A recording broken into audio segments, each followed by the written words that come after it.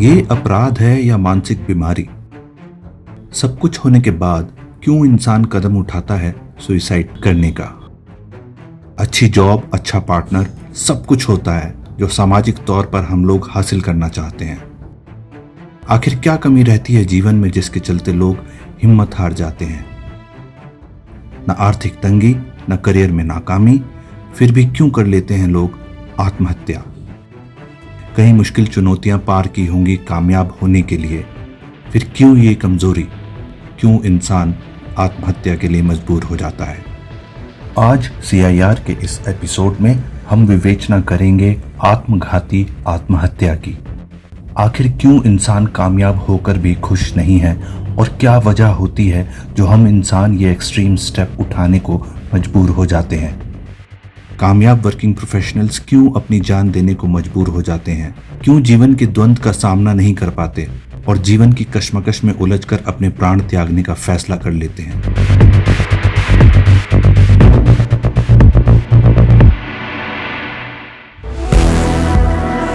गाजियाबाद के इंद्रापुरम थाना क्षेत्र में ओयो होटल के कमरे में सॉफ्टवेयर इंजीनियर का शव फांसी के फंदे से लटका मिलने से सनसनी फैल गई।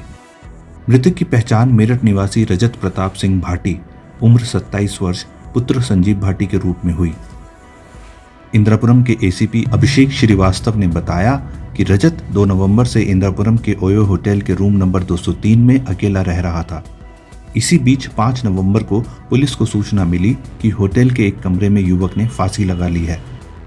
जब पुलिस मौका वारदात पर पहुंची तो देखा युवक चादर से बने फंदे से लटका हुआ है। शुरुआती जांच में आत्महत्या की आशंका जताई गई, लेकिन पोस्टमार्टम की रिपोर्ट के बाद यह साफ हो गया कि रजत ने आत्महत्या ही की थी। मृतक रजत भाटी मेरठ के रक्षापुरम का रहने वाला था। वह पेशे से सॉफ्टवेयर इंजीनियर था और नोएडा की एक प्राइवेट कंपनी में नौकरी करता था। उसकी मासिक सैलरी करीब 1.25 लाख रुपए बताई जा रही है।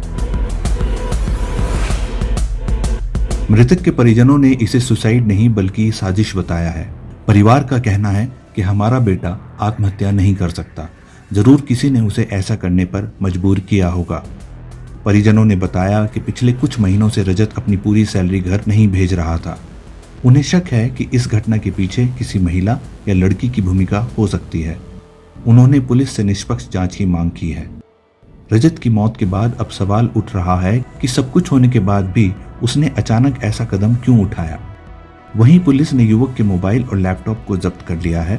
इनकी जांच के बाद ही मौत के असली कारण का खुलासा हो पाएगा।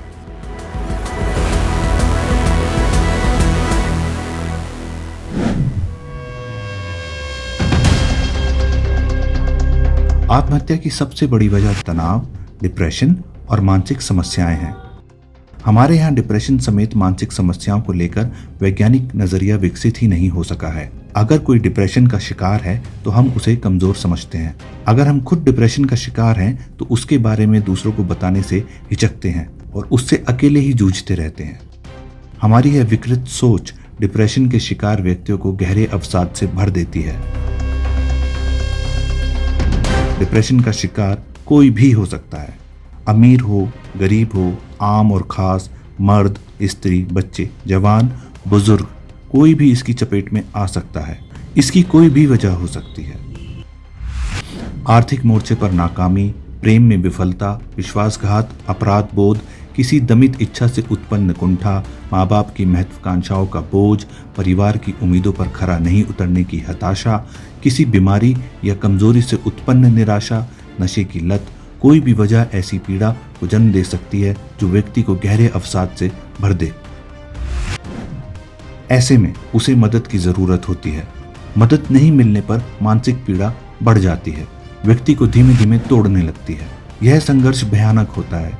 बहुत से लोग इसे सह लेते हैं और खुद को एक प्रक्रिया के तहत बाहर निकाल लेते हैं, लेकिन बहुत से ऐसे होते हैं जो हालात में उलझते चले जाते हैं और मानसिक संतुलन बिगड़ जाता है। फिर किसी एक पल के भावनात्मक गुबार में वो आत्महत्या कर लेते हैं। यह भी मुमकिन है कि कोई व्यक्ति मानसिक तौर पर पूरी तरह स्वस्थ हो, लेकिन भावनाओं के किसी तेज आवेग में वह कदम उठा ले।